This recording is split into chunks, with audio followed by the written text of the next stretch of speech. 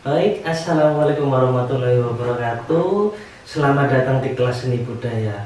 Tepatnya kelas seni budaya 11 MIPA 3 sampai dengan 11 MIPA 7. Nah, pada hari ini, pada pertemuan kali ini, kita akan melakukan pembelajaran secara daring dengan tema perkenalan metode dan kontrak belajar kita. Jadi kita akan membahas bagaimana kedepannya kita mempelajari seni budaya, metode apa yang kita gunakan, dan bagaimana nanti kita mengeksplor karya seni kita, bagaimana penilaian yang akan dilakukan, dan sebagainya. Yang pertama, perkenalkan, nama saya Guntur Williantoro. Saya lahir di Ponorogo tahun 1994, tepatnya pada tanggal 22 November. Alamat saya saat ini adalah di Jalan Sawo Pilar nomor 12, Sukodono, Sidoarjo. Saya sebagai guru pengampu seni budaya kelas 10, 11, dan 12. Tapi untuk kelas 11 saya mengajar di MIPA 3 sampai dengan MIPA 7. Yang selanjutnya kita akan membahas tentang materi apa yang akan kita pelajari dalam satu semester ini. Materi kelas 11 semester 1 adalah berkarya seni rupa 2 dimensi, di mana karya seni rupa 2 dimensi itu adalah karya seni rupa yang hanya bisa dilihat dari depan saja, dari sisi depan saja. Tetapi seni rupa 2 dimensi itu memiliki sisi lebar dan panjang, ya.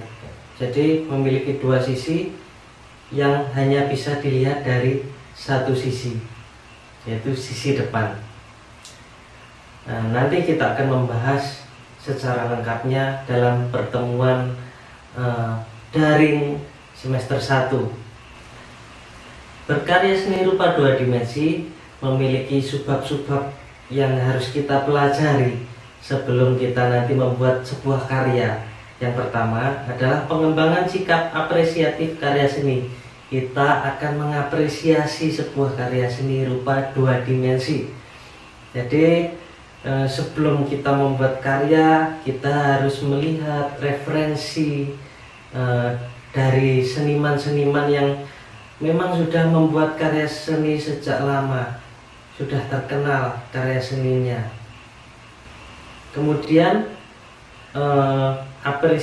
kita akan mengapresiasinya, kita akan menilai, kita akan mengungkapkan arti dari karya seni tersebut sesuai dengan feeling kita atau sesuai dengan perasaan kita. Jadi kita menangkapnya sebuah karya itu seperti apa sih sebenarnya, seperti itu. Kemudian yang kedua adalah konsep dan prinsip berkarya seni rupa. Konsep dan prinsip berkarya seni rupa ini adalah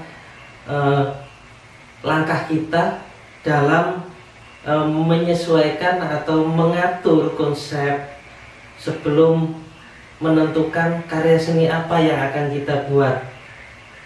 Jadi harus ada konsepnya, bukan hanya kita ingin melukis tetapi tidak ada konsepnya.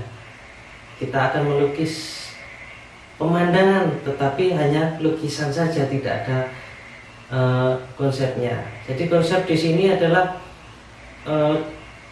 gambaran karya seni kita sebelum berkarya. Misalnya kita akan melukis sebuah pemandangan di desa. Konsepnya bagaimana? Apakah di desa itu sedang terjadi bencana, atau di desa itu sedang ada acara desa, bersih desa, dan sebagainya. Jadi karya kita nanti akan terkonsep. Kemudian setelah menentukan konsep, yang ketiga adalah kita menentukan bahan, media, teknik, dan nilai dalam berkarya seni rupa. Bahannya apa saja? Misalnya kita menggunakan cat air. Terus medianya kita menggunakan kertas berukuran A4 misalnya. Terus kemudian teknik yang kita gunakan seperti apa? Apakah teknik percik ataukah teknik menggambar plakat atau sebagainya, nanti akan kita bahas. Kemudian nilai berkarya seni rupa ini kita harus menentukan nilai-nilai apa yang akan kita ungkapkan, nilai religius, nilai sosial dan sebagainya. Kalau kita menggambar sebuah masjid, berarti kita akan mengungkapkan sebuah nilai religius. Kita menggambar suasana kota dengan berbagai macam aktivitas, itu akan berarti kita menggambarkan sebuah nilai sosial dan sebagainya. Nanti akan banyak sekali nilai-nilai yang terkandung dalam sebuah karya seni. Yang terakhir adalah proses penciptaan seni rupa. Jadi nanti kita akan berproses menciptakan sebuah karya seni, kemudian kita akan mengeksplornya di media sosial yang ada. Selanjutnya, sistem pembelajaran secara daring. Kita akan menggunakan Google Form atau bisa Google Classroom, nanti kita sesuaikan ya. Yang penting materi bisa tersampaikan dengan baik. Teknik penilaian saya yaitu menggunakan meliputi pengetahuan, sikap, dan keterampilan. Pengetahuan di sini dilakukan melalui tes tertulis, presentasi, kemudian tes lisan dan sebagainya. Nanti akan tugas-tugas itu masuk ke dalam penilaian pengetahuan. Kemudian penilaian aspek sikap. Karena ini dalam sistem daring, saya akan menilai sikap Anda ketika Anda membalas WhatsApp, membalas salam, kedisiplinan dalam mengerjakan soal, terus apalagi ya, absensi dan sebagainya. Kemudian yang terakhir, penilaian aspek keterampilan. Itu tadi kita akan mengeksplor karya seni kita akan membuat sebuah karya seni dan kita eksplor ke media sosial agar orang-orang tahu kehebatan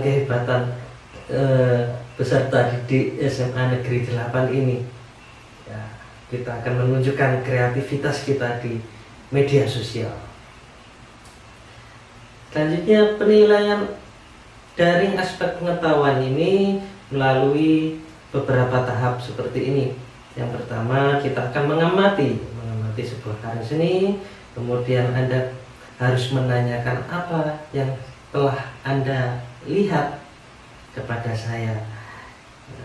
Kemudian Anda nantinya akan mengumpulkan informasi-informasi mengenai karya seni 2 dimensi misalnya. Kemudian Anda nanti mengolah informasi tersebut. Kemudian yang terakhir, mengkomunikasikan. Ini merupakan bagaimana nanti Anda mempresentasikan atau mempresentasikan bisa melalui live streaming, bisa mengirim video dan sebagainya. Tentunya nanti Anda akan belajar mengungkapkan atau belajar berbicara di depan umum melalui sistem daring atau online kelas. Selanjutnya, penilaian aspek sikap tadi sudah saya jelaskan ya, disiplin, sopan santun, kerjasama, kejujuran, tanggung jawab dan sebagainya. Keterampilan juga sudah saya jelaskan. Jadi mungkin itu saja yang bisa saya sampaikan hari ini.